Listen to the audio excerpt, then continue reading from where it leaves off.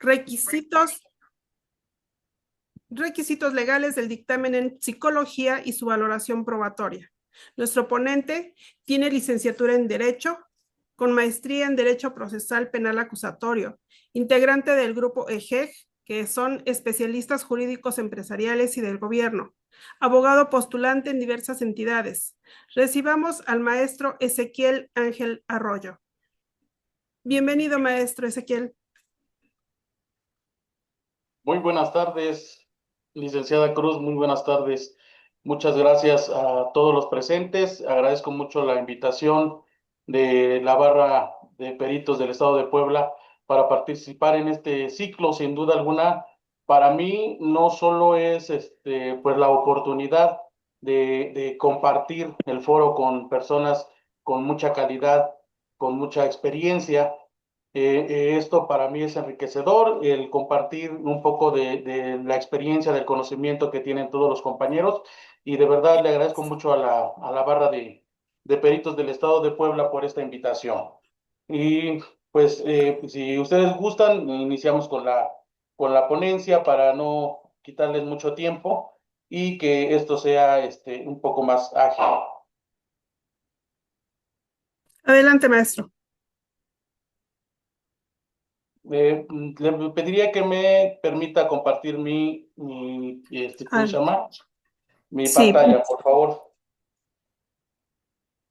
listo. Ok.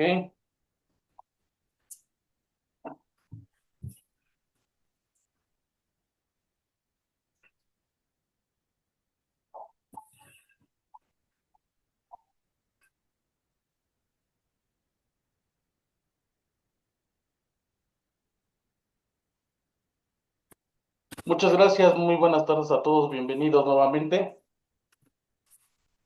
Y comenzaré manifestando el título de nuestra ponencia de esta tarde que se titula Requisitos del dictamen en psicología y su valoración probatoria.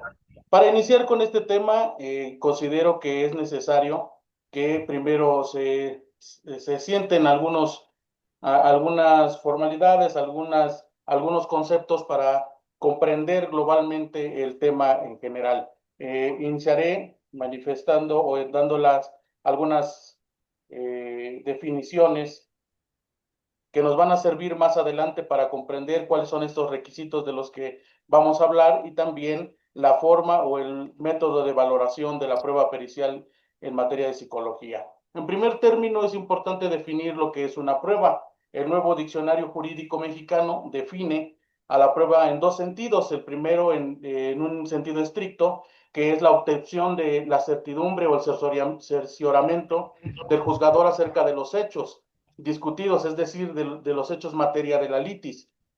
El esclarecimiento de estos es sumamente necesario para la resolución del conflicto. Y en sentido amplio, es todos esos actos, todas esas acciones o elementos que las partes aportan, ya sea a través de ellos mismos o a través de terceros, para otorgarle al juzgador los elementos necesarios para cerciorarse o para llegar a una verdad. Asimismo, también tenemos que la Suprema Corte de Justicia actualmente también en algunas de sus jurisprudencias establece las pruebas son esos instrumentos de los cuales se dota el juez para poder llegar a una resolución. Atendiendo a que son instrumentos, como ya lo mencioné, existen de diferentes formas y categorías. Existen las pruebas documentales, existen las pruebas materiales, existen las pruebas documentales, perdón, las documentales, las periciales, y dentro de ese catálogo de pruebas encontramos precisamente la prueba pericial. Ahora, para poder entrar a hablar de lo que es una prueba pericial, primero tendríamos que definir qué es un perito. En este sentido, también la definición de perito es la siguiente: es el experto en una materia a quien se le encomienda la labor de analizar desde un punto de vista técnico, artístico, científico o práctico la totalidad o parte de los hechos litigiosos. Es decir, esta persona es la que cuenta con los conocimientos necesarios para emitir una opinión que pueda servirle al juzgador para llegar a la verdad del hecho o a la comprobación de los hechos manifestados por las partes. Este experto, como lo decíamos en este momento, es una persona que tiene las credenciales necesarias, ya sea en una técnica, en un arte, en una ciencia o en un tema práctico. Existe dentro de la ley actualmente algunas materias, algunas ciencias o profesiones que están reguladas, las cuales para su ejercicio requieren la obtención de un título y una cédula profesional. Sin embargo, también existen otras materias en las que no hay una determinación legal que establezca la obligación de contar con una cédula y con un título profesional para su ejercicio. Por eso, al hablar de tema de peritos, esta definición no es limitativa, es decir, no se limita solo a las personas que cuentan con una cédula o un título profesional, sino a todas aquellas personas que pudieran, por su experiencia personal, por su trabajo diario, por todo ese cúmulo de conocimientos que han adquirido a través del tiempo en esa técnica o en ese arte, que puedan ser expertos en ello y que consecuentemente a su expertise puedan emitir una opinión que pueda servir de ayuda al juzgador o al tribunal para emitir una resolución y llegar a la verdad del hecho. Entonces, si ya hemos definido lo que significa prueba, que es un instrumento del que se dota el juez para llegar a la verdad o al esclarecimiento de un hecho, y también ya sabemos que dentro de esas pruebas existe una prueba que se llama prueba pericial y que esta es emitida por un perito, por un experto, entonces podemos ya encontrar o llegar a una conclusión respecto de lo que es una prueba pericial. Y la prueba pericial es el medio probatorio a través del cual una persona experta en alguna ciencia, en alguna técnica, arte o profesión, la cual se denomina perito, ilustra con sus conocimientos al tribunal o al juez con la finalidad de generar convicción, es decir, con la finalidad de que con esa información, con ese bagaje de conocimientos de los que está dotado y que pone a disposición del juez, pueda el juez o el tribunal llegar a la convicción sobre un hecho. Puede ser el hecho que señala la parte actora o puede ser el hecho que señala la parte demandada, en caso de materias civiles, familiares, mercantiles. En materias penales, obviamente también puede ser que se refiera al hecho del cual acusa la parte acusadora, que es el Ministerio Público, o al hecho que defiende la parte de defensa del imputado. En este sentido, volvemos a repetir, la prueba pericial es ese medio a través de cual una persona experta pone los conocimientos a disposición de un juez para llegar a la convicción sobre un hecho controvertido. ¿Cómo es que hace llegar estos conocimientos esta persona experta al tribunal o al juez? Pues esto es a través de un dictamen. Y para sentar las bases respecto de la valoración de un dictamen y sus requisitos, primero debemos definir qué es un dictamen. El dictamen se define como el informe que emite un experto sobre alguna cuestión. La palabra dictamen tiene un origen latín que significa opinión, parecer, juicio o de alguna cosa. Un dictamen, en sentido más amplio, es una opinión técnica y experta sobre un hecho o una cosa. También se considera que de alguna forma se hace un juicio respecto de ese hecho o de ese hecho o de varios hechos que se ponen a consideración del experto. Existen, como ya lo habíamos dicho, diferentes tipos de dictámenes, como existen diferentes tipos de peritos, los cuales pueden ser en materias, como ya lo dije anteriormente, reguladas o profesiones reguladas que requieren específicamente para su ejercicio, requieren título y cédula profesional, o pueden ser personas que, aunque no tengan un título o una cédula profesional, por su expertise, por su experiencia, por el bagaje de conocimientos que han adquirido a través del tiempo, puedan emitir una opinión respecto de un tema, una materia o un arte en específico. Esto lo hacen a través de un documento al cual se le denomina dictamen. Esto es precisamente una opinión, un juicio, un documento que tiene una estructura que puede proporcionar los elementos necesarios al juzgador o al tribunal para llegar a la verdad a la verdad de un hecho, al esclarecimiento de un hecho. Asimismo, entonces podremos ya entrar de alguna forma en la materia de los requisitos de un dictamen.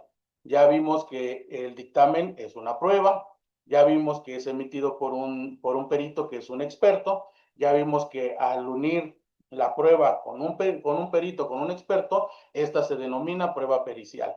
Y en particular, la prueba pericial o el dictamen pericial en psicología es un dictamen que por las características de la materia, para su ejercicio, el perito o el experto sí necesita obligatoriamente contar con un título y una cédula profesional, ya que es una profesión o una materia que sí está regulada por la ley. Por lo tanto, sí existe el requisito de que para ejercer esa profesión, deba tener o deba contar con un título y una cédula profesional. Ahora bien, aquí es importante hacer un paréntesis. Vamos a ver un poquito más adelante la cuestión de la valoración. Y para la cuestión de la valoración tenemos que analizar cuál es el carácter de experto o cómo se acredita el carácter de experto de la persona que emite un dictamen. En este sentido, la acreditación, como lo dice la palabra, de una manera muy sencilla, podríamos decir, la acreditación es presentar credenciales, es decir, que se presenten los documentos con los que se pueda verificar la capacidad técnica, científica, profesional de aquella persona que emite el dictamen o que emite la información hacia el tribunal o hacia el juzgado. Volvemos a repetir, esta información se hace a través de un dictamen. Este dictamen, para su admisión, requiere de ciertos requisitos, primero, formales. Estos requisitos formales se refieren específicamente a aquellos requisitos de forma, aquellos requisitos que, pues, podríamos decir que la mayoría de los peritos o que casi todos los abogados o que casi todas las personas involucradas como operadores jurídicos en cualquier ámbito o en cualquier materia legal, ya sea civil, penal, familiar, mercantil, deben o deberían conocer. La mayoría, digo, algunos compañeros que están en esta sesión son abogados, otros son peritos en algunas otras materias, algunos otros son público en general, pero la mayoría podríamos tener alguna noción de que cuando presentas un documento ante alguna autoridad, algunos de los requisitos indispensables, pues obviamente es que vaya dirigido a una persona en particular o a la autoridad en particular, que lleve un número de expediente o de carpeta judicial, según dependiendo de la materia, que además esté firmado por la persona que hace la solicitud o que presenta el documento. Entonces, estos requisitos formales son, por así decirlo, generales, no solo específicamente del tema del dictamen en materia de psicología, pero sí son indispensables para que este dictamen o este documento pueda tener no un valor, sino más bien para que pueda ser admitido por el tribunal o por el juez. Dentro de esos requisitos, en primer término, está una parte a la que se le denomina proemio. Este proemio es donde estableces los datos del expediente, ya sea en materia civil, mercantil, familiar, los datos o los datos de la carpeta de investigación en caso de la materia penal o del proceso judicial penal o del juicio, dependiendo de la etapa procesal en la que se encuentre cada cada juicio en particular. Además de eso, debe contener también el nombre de la autoridad a la que va dirigida, quién lo emite, el nombre de la persona que va a firmar el documento, que está emitiendo el documento, en este caso el dictamen, los datos y medios de notificación para que puedan informarle o notificarle la respuesta a su dictamen, y además también para justificar su personalidad, con qué personalidad comparece ante esa autoridad, si es un perito de parte, si es un perito oficial, si es un perito tercero, que particularmente haciendo un paréntesis en lo que acabo de decir de los peritos terceros, recordemos que actualmente en materia penal la figura del perito tercero ya no existe. Es decir, el juez se allega solo de la información que obtiene a través de la comparecencia de los peritos a juicio en el momento de su comparecencia, de su desahogo. No hay ya una confrontación anterior al juicio para después nombrar a un perito tercero, sino solo la información con la que se allega en el momento del juicio es con la que el juez emite su resolución.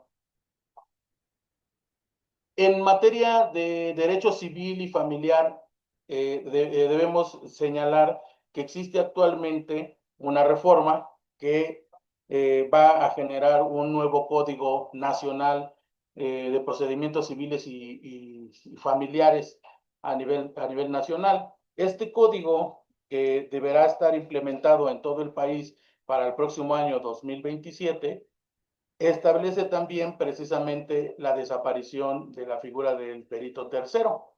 ¿Por qué? Porque el procedimiento se vuelve oral, porque el procedimiento se vuelve muy parecido al procedimiento penal en la obtención de la información, en el desahogo de las pruebas, lo cual nos va a generar que la figura del perito tercero en materia civil y familiar desaparezca también. Bueno, eso solo era un paréntesis. Además de esto, el dictamen o el escrito de dictamen debe contener también el motivo del informe, es decir, el planteamiento del problema. ¿Qué es lo que te está pidiendo, ya sea la autoridad o alguna de las partes, que digas sobre qué te está pidiendo tu opinión y para qué es que la vas a emitir? Ese es el planteamiento del problema. ¿Qué voy a analizar y por qué lo voy a analizar? Además de esto, también se tiene que establecer en algún apartado los antecedentes del asunto para generar un contexto al juzgador de qué se trata todo el juicio o todo el conflicto planteado. Además de esto, también la metodología que se va a utilizar. Esto será de acuerdo específicamente al tipo de dictamen y al tipo de materia en la que se vaya a dictaminar. Debe haber una metodología especializada, hay materias, hay profesiones, hay ciencias o hay técnicas o artes que tienen metodologías muy específicas. Hay otras que te pueden utilizar varias o diferentes metodologías para obtener los resultados. En este apartado deben ponerse las metodologías y no solo enunciativamente, sino también señalar cómo se van a llevar a cabo y cuál va a ser su desahogo. Además de esto, también el dictamen debe contener una bibliografía. ¿Esto por qué? Porque muchas ocasiones le damos poca importancia al apartado, al capítulo de bibliografía, pensando que solo son unas cuestiones de referencias bibliográficas. Pero en realidad sí cobra mucha importancia al momento de la valoración del dictamen el hecho de que haya una fundamentación o sí, una fundamentación doctrinal y bibliográfica. Esto lo digo ¿por qué? Porque particularmente en mi experiencia profesional y personal como litigante, recuerdo alguna ocasión cuando inicié pues haciendo demandas y litigando, en alguna ocasión leí un par de jurisprudencias y yo hice un análisis y en la demanda plasmé una opinión o una interpretación de una jurisprudencia. Y recuerdo que en ese momento, el maestro con el que estaba trabajando en el despacho, leyó mi demanda y me dijo, oye, está muy bien, se escucha muy bien, este argumento está muy bien, qué bueno que... ¿Y quién dice esto? Me preguntó. Me dice, ¿quién dice esto? ¿De dónde lo sacaste? Y ya le dije, bueno, yo hice una interpretación de una jurisprudencia y la jurisprudencia dice esto y yo interpreté o traté de interpretar y me dijo, no, pues sí está bien, es muy bueno que hagas ese ejercicio. Desafortunadamente, cuando tú presentes este argumento delante de un juez, de un tribunal, el juez va a preguntar, bueno, ¿y esta teoría quién la sustenta? Esta opinión de quién es. Y no por demeritar tu opinión, qué bueno que tengas una opinión, qué bueno que tengas esa capacidad para inteligir, pero todos los argumentos que se viertan delante o frente a una autoridad con la intención de ilustrarle deben tener un antecedente, deben tener un sustento. Ese sustento en materia de dictámenes, en materia de opiniones expertas, debe estar fundamentado en la doctrina y con material bibliográfico. Por eso es muy importante poner esas referencias bibliográficas de las teorías, de las doctrinas, inclusive actualmente de los precedentes de la Suprema Corte de Justicia en los que tenemos ¿cómo se llama? Ese fundamento. Además de esto, en esta materia en particular, debe presentarse los resultados e impresiones diagnósticas. Recordemos que los informes periciales en materia de psicología se generan un diagnóstico, el resultado se llama diagnóstico precisamente atendiendo a que van encaminados a determinar muchas veces afectaciones psicológicas, muchas veces dependiendo de la materia y de los test específicos que se deban desarrollar en el dictamen, van a tener un resultado en particular. Por eso es que es importante que para que tenga sustento el dictamen en materia de psicología debe englobarse o debe incluirse dentro del escrito de dictamen el resultado y la impresión de todos esos tests, de todos esos, ¿cómo se llama? Ejercicios para llegar al diagnóstico. Además de también la opinión forense y psicológica del perito. Y como parte final, la firma, la fecha y el número de cédula profesional del perito. Repito, estos requisitos formales son aquellos que le dan forma al escrito, al documento, y que contando con cada uno de ellos, se puede decir que está en posibilidades de ser admitido a juicio, ya sea en materia civil, familiar, mercantil o laboral, se le dice admitir. En materia penal sería que se incorpore a juicio para que en su desahogo pueda tener la posibilidad de ser valorado por el juez. Con esto cumpliríamos con una primera parte, por así decirlo, del dictamen, la parte formal. Además de estos requisitos, existen otros requisitos que son los procesales. Los requisitos procesales establecen que debe tener, sobre todas las cosas, el dictamen pericial una objetividad, es decir, que el perito sea objetivo, que el perito no tenga una opinión sesgada por ninguna corriente ideológica, social, política, religiosa. Es obvio que cada persona tiene sus propias convicciones personales.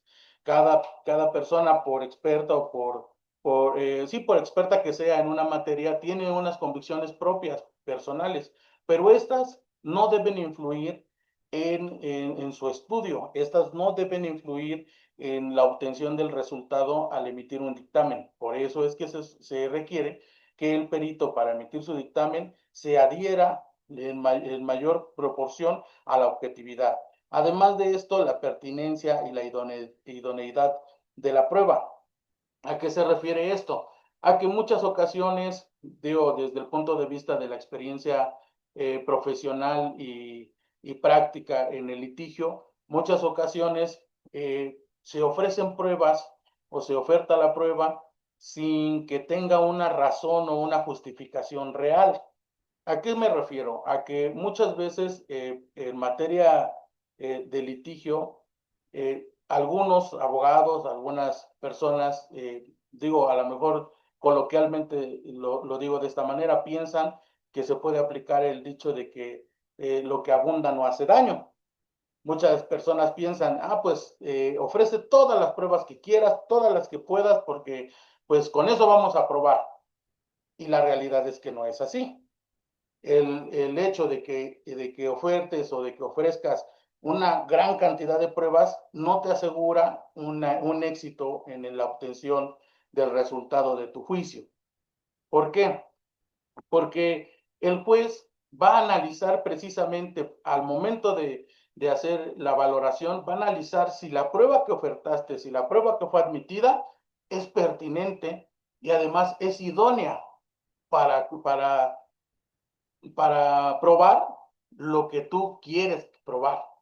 Si esta prueba no es idónea, no es pertinente, entonces va a carecer de valor, va a ser innecesaria su valoración o le va a otorgar un valor o desvalor precisamente porque no tiene estas características de pertinencia e idoneidad.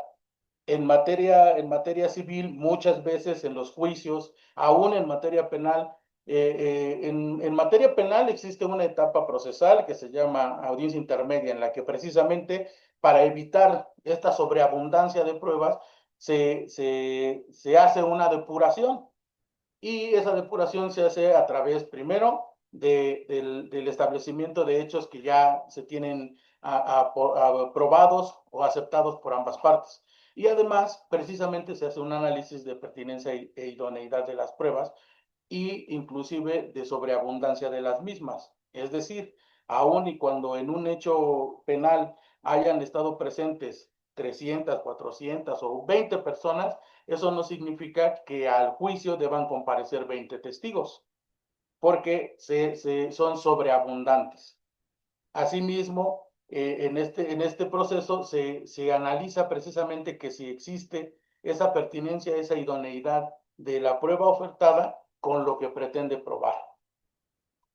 Entonces, en este sentido es importante que para que la prueba tenga eficacia, y particularmente la prueba pericial en materia de psicología sea eficaz, debemos primero atender a qué es lo que pretendemos probar con esta prueba para hacerla pertinente y además para hacerla idónea, para probar el hecho que queremos. Además de esto, otro de los requisitos es que se presente dentro de los plazos establecidos. Esto dependerá específicamente de la materia de la que estemos hablando, sea civil, familiar, penal, mercantil, laboral.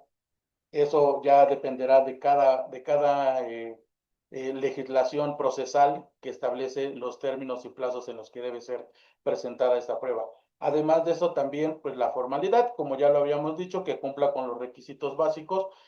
Probablemente si pues, se presenta un dictamen que lleve todos los requisitos formales, que vaya firmado, que además sí tenga una profundidad técnica o científica que a simple vista se podría analizar y que podríamos decir está muy completo, pero no lleva el número de expediente al que pertenece, pues automáticamente no podría ser admitida o incorporada, ya sea al juicio o ya sea al procedimiento en materia civil familiar. ¿Por qué? Porque le falta ese requisito formal que lo vincula estrechamente con el proceso. Atendiendo a esto, entonces podemos pasar ya al tema de valoración. Y lo digo porque en primer término hablábamos de que el cumplimiento de esos requisitos formales y requisitos procesales no garantiza el resultado del valor de la prueba. ¿A qué me refiero con esto? A que el hecho de que una prueba, en particular la prueba pericial en materia de psicología, sea admitida o sea incorporada a juicio en materia penal, no significa que por esto ya vaya a tener la eficacia que pretende el oferente.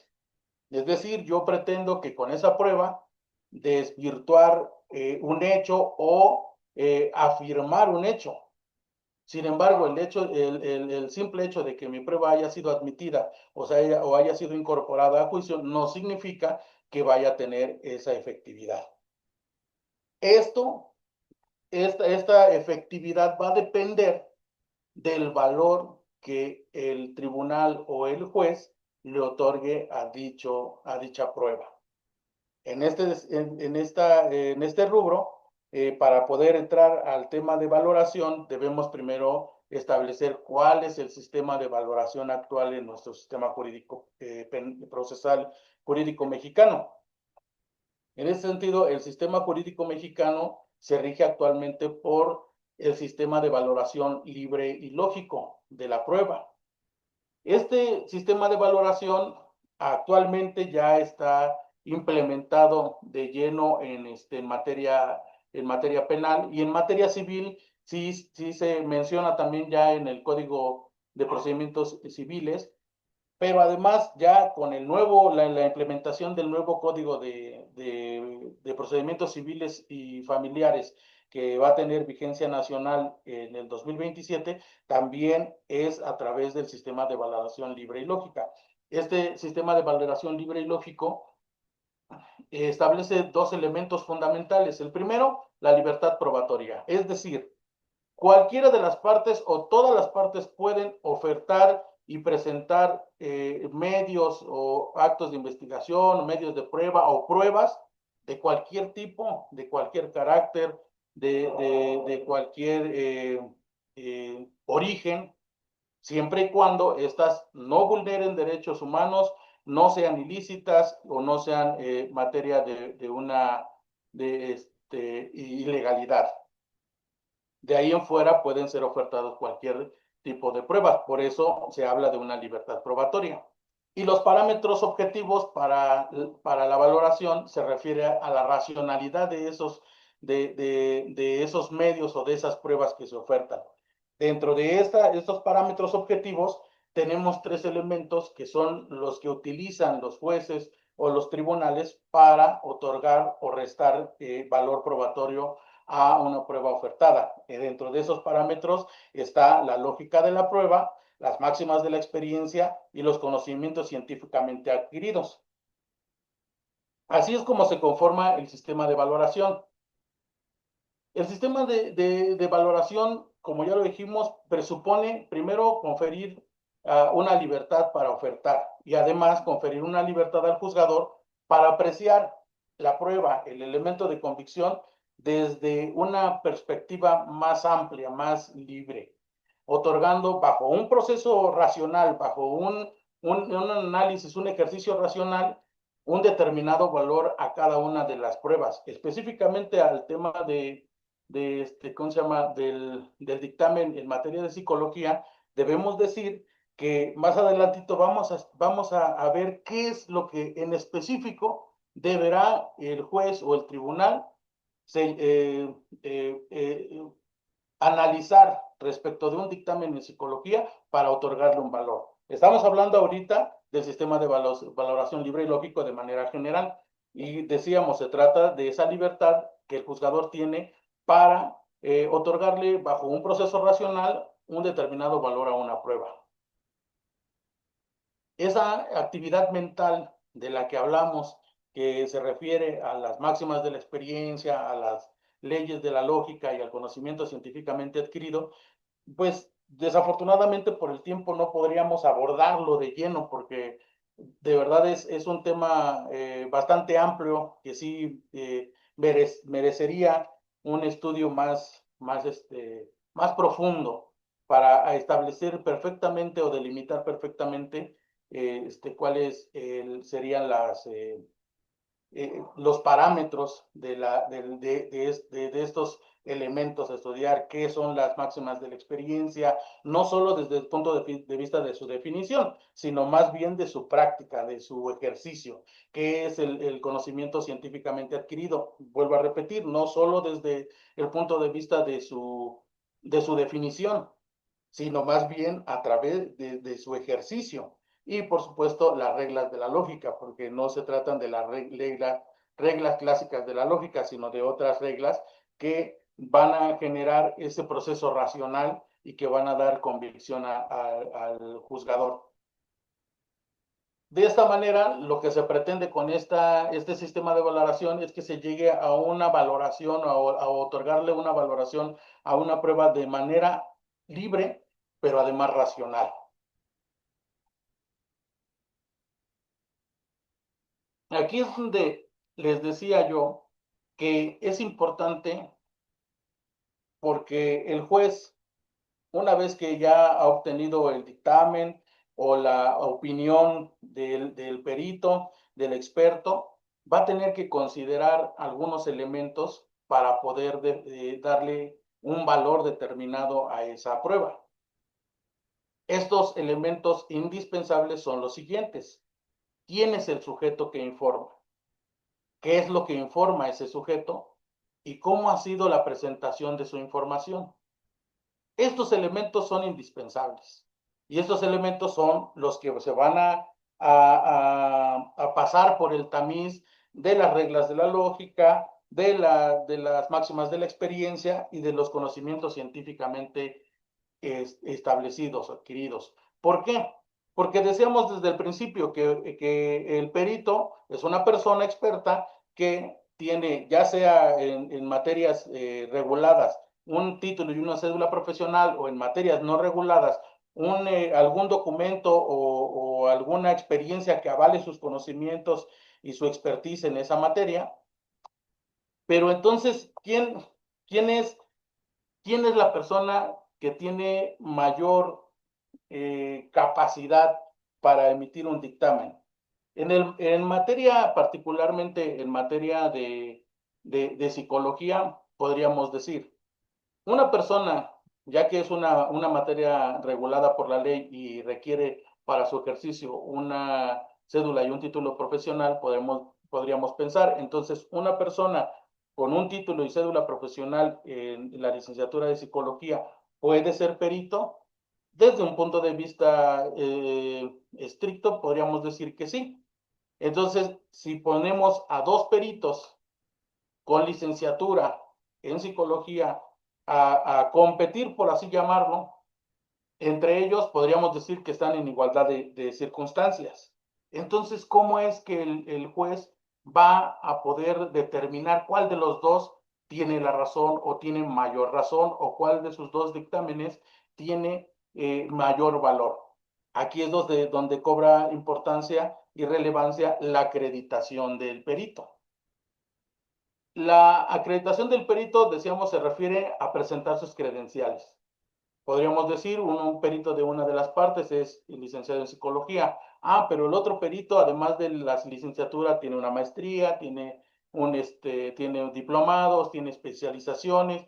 Y entonces ahí empieza a generar esa acreditación un mayor valor, además del tiempo de experiencia. Por eso, digo, para los que han acudido en alguna ocasión al desahogo de un juicio penal en la actualidad, por eso es que muchas veces a los peritos, al momento de comparecer a juicio, las partes les preguntan cuánto tiempo lleva ejerciendo su carrera o su expertise, cuánto tiempo le dedica diariamente a emitir dictámenes, cuántos dictámenes emite al año, cuál es su experiencia, cuál es su actualización, porque eso es muy importante para acreditar al perito.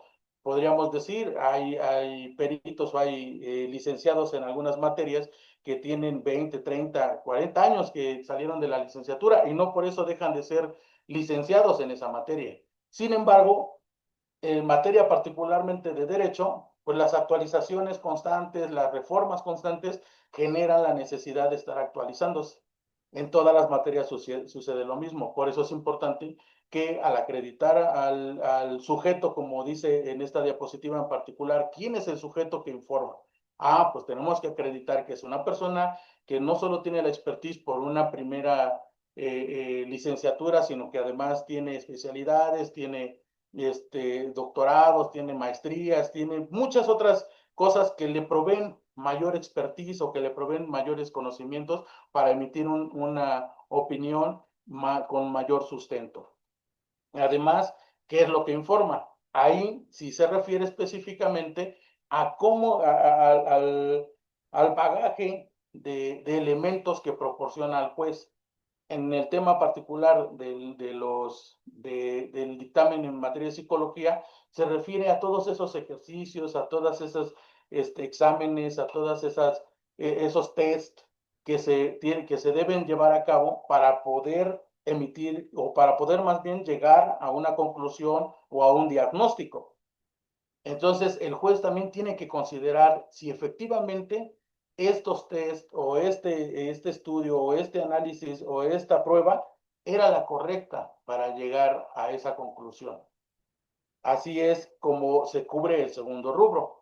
Y además, cómo ha sido presentada su información. Es decir, si la información tiene congruencia, si la información está sustentada en ¿cómo se llama? En elementos bibliográficos, doctrinales, inclusive hasta actualmente ya también en precedentes de la Suprema Corte de Justicia, que ha establecido algunos elementos precisamente sobre las valoraciones y sobre los elementos que deben considerarse al momento de la valoración.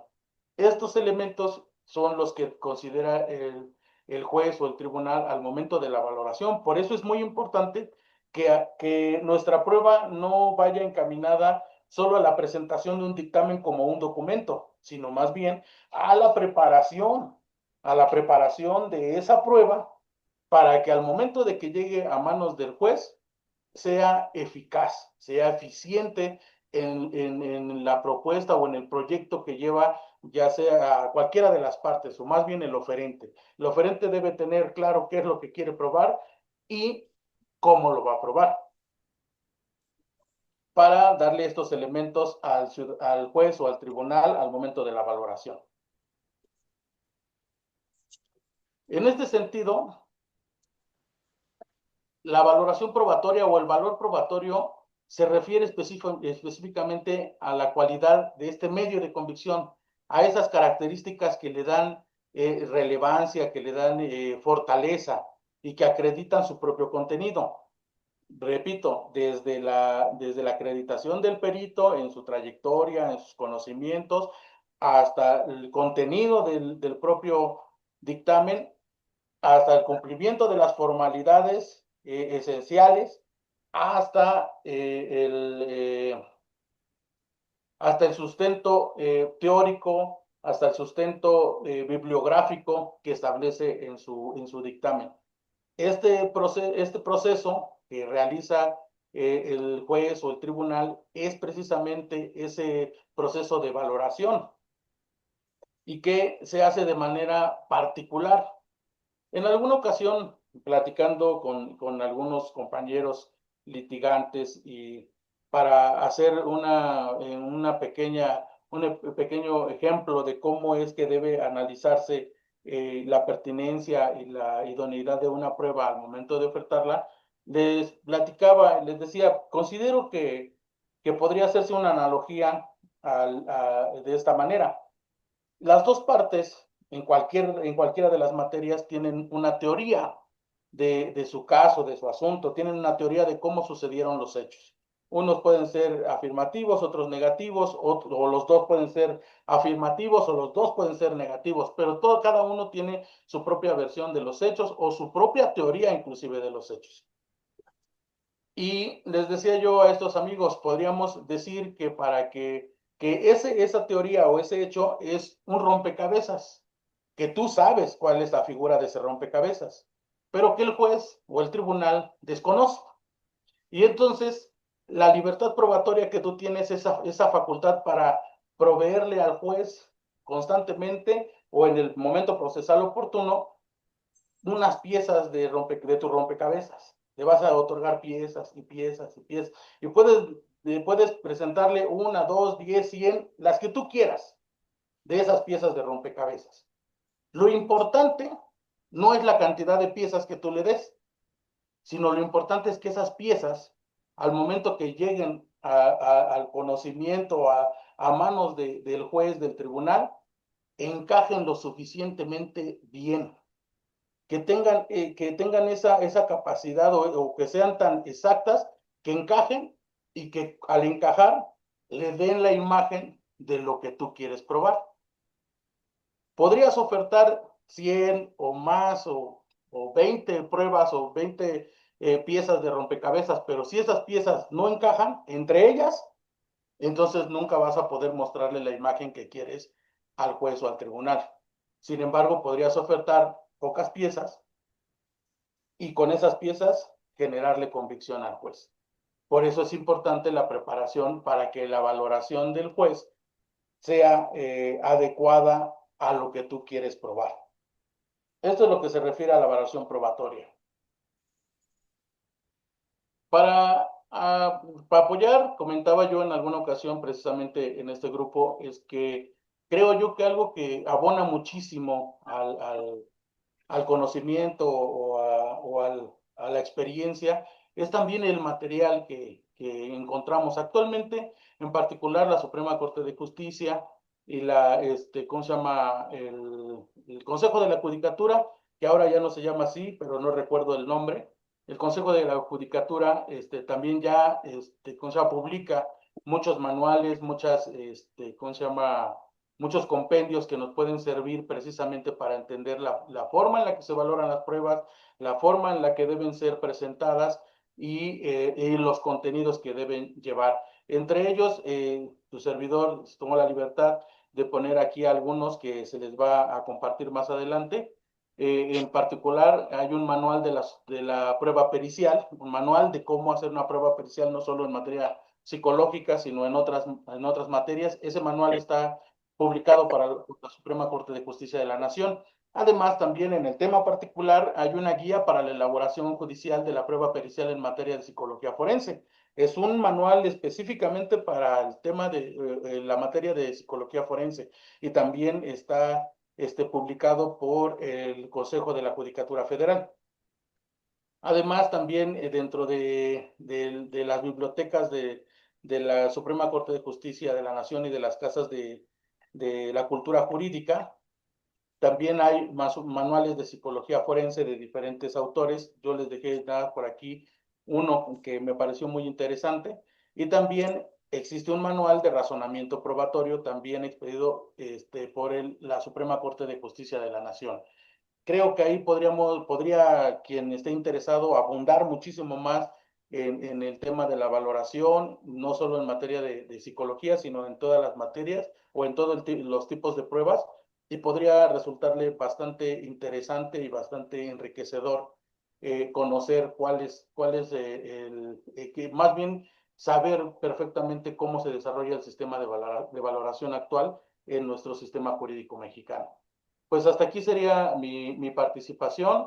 Les agradezco mucho por su atención y les ruego, me disculpen por algunas deficiencias por ahí, pero lo hago con todo gusto. De verdad, a mí me resulta muy satisfactorio compartir foro con grandes personalidades y maestros que forman parte de la barra de peritos. Y pues de verdad les quiero agradecer muchísimo la invitación. Y por supuesto ponerme a sus órdenes si hay la oportunidad y si me consideran en otra ocasión con todo gusto, pues estaré a disposición de ustedes. Muchas gracias.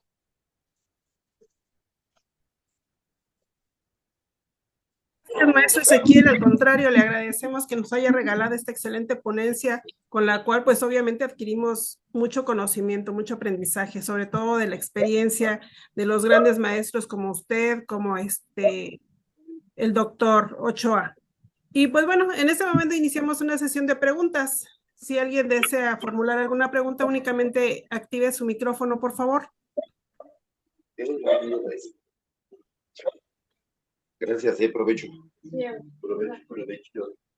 Licenciada Cruz. Sí, adelante, maestro Leonardo. Bien, nuevamente, nada más para agradecer la excelente ponencia de Ezequiel Ángel Arroyo. La verdad fue muy interesante, muy completa. La verdad no tengo ninguna pregunta, sobre todo agradezco la bibliografía que nos dio al último. Es muy importante imponerse de ella para poder tener mayores conocimientos y más información que nos permita entender este tema. Muchas gracias. Buenas noches. Buenas noches. ¿Alguien que desee hacer alguna pregunta, algún comentario al maestro? Sí, buenas noches. Buenas noches, doctor Arroyo. Adelante. Primero para felicitar a los dos ponentes, ambos excelentes, conocedores de la materia, con una fundamentación teórica y metodológica congruente y coherente que nos lleva a arribar a la obtención de un conocimiento y una experiencia al escuchar las ponencias que fueron debidamente estructuradas y que ojalá que así fuesen las demás ponencias para que vayamos dándole mayor valía a estas intervenciones y sobre todo que se vaya caracterizando la barra de peritos del Estado de Puebla como un semillero de conocedores tanto en la área pericial como en el área jurídica. Muchas gracias, ponentes, maestro Ezequiel, felicidades. Y pues muchas gracias, licenciada Cruz, por sus atenciones. Gracias a usted, doctor Arroyo. ¿Algún otro comentario?